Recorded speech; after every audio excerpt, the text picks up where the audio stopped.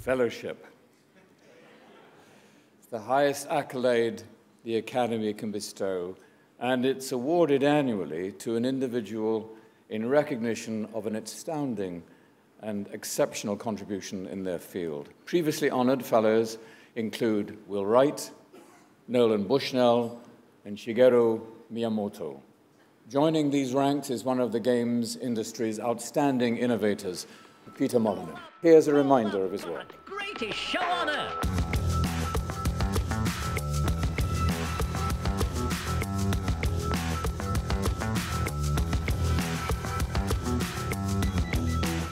He's probably one of the most prominent, if not the most prominent, games producer in the UK. He doesn't make games that are just casual or just core. He seems to be able to be one of those few developers who can cast a very wide net. He loves games. He loves his own games, he loves playing games, all kinds of games. So he'll play computer games, board games, he just adores games. And it's that passion, in my opinion, that's kept him at the top of his game, if you'll pardon the pun, for all this time.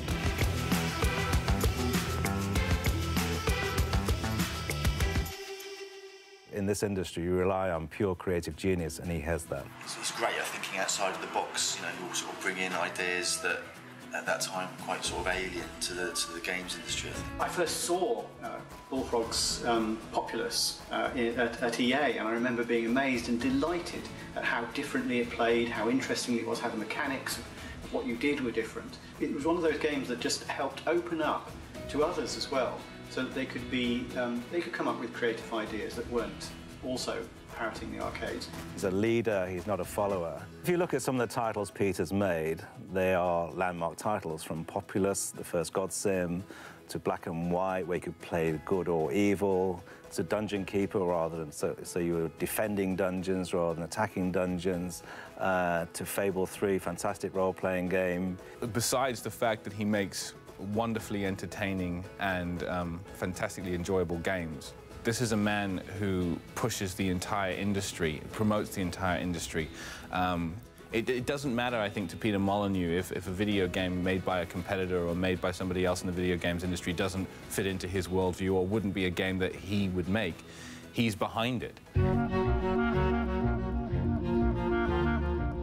The key elements of Peter's games are being God and having a godlike perspective on the world, so being able to affect it. All of his games have humour. Also, I would say a lot of his games are about a kind of a perpetual world, if you like. So the world is very real. They're set in worlds that carry on without you. One person once said to me, a journalist said to me, that I had the opposite problem to most PR people. And I said, well, what's that? He said, well, most PR people are chasing after journalists, trying to get them interested in their game. But because you're working on a Peter Molyneux game, you're having to bat them away. If he's giving a press interview, and he sees the interviewer looking a little bit sort of unimpressed, he'll just invent a new feature on the fly and overpromise something which causes his teams back at Bullfrog and at Lionhead, huge amounts of anguish. I can see how infuriating that would be for other people on a team. But it shows there's a sort of spontaneity in design, which I think is important, and I think that's a spirit very much that Peter's got.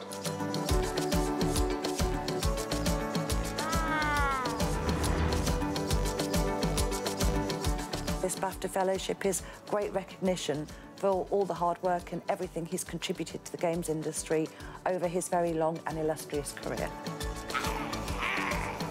Oh, ain't that great? I love the guy. I love him. I think he's a force of nature that deserves this kind of recognition. He is absolutely thoroughly deserving of it, because he has led the UK flag in creating original games from the get-go, and well done, Peter. You really deserve it.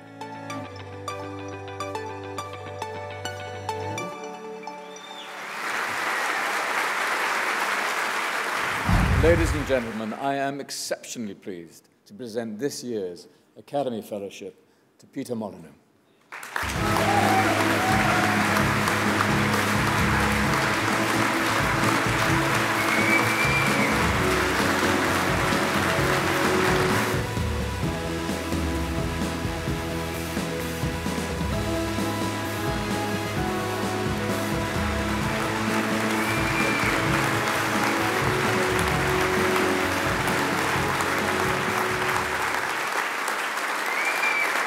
Well,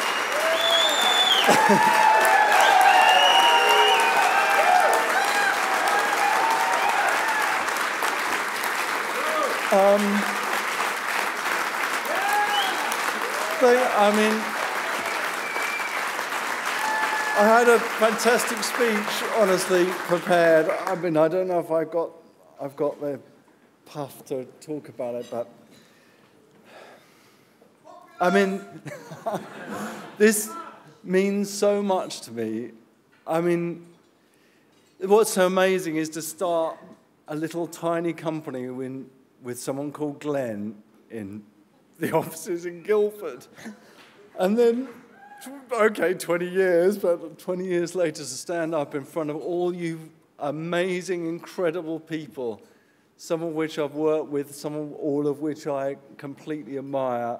It's just been an incredible journey. And I've got so many people to thank. You know, I think we ought to have a round of applause for BAFTA, actually, because 10 years ago, I think it was about 10 years ago, they started this award and started recognizing our industry. And actually, you know, they were one of the first, and, you know, what a fantastic job. So a round of applause for everyone at BAFTA, because I think they've done an amazing, amazing job. I also thank you so much to the communities, and, you know, that it's the people and the fans. I mean, it's the amazing thing is, I think many of you will recognize this in the room. A fan letter coming through the post saying, you know, oh, I really enjoyed your game, or I can't wait to see what your next game is, or you know, sometimes they come through the post and they're not so nice, but, you know, that's another thing. It's just an incredible feeling of, you know, bucking you up. I'd love to thank all the people I've worked with. I mean, there's some incredible people that are completely hidden from everyone because I've got such a big mouth and talk to the press so much.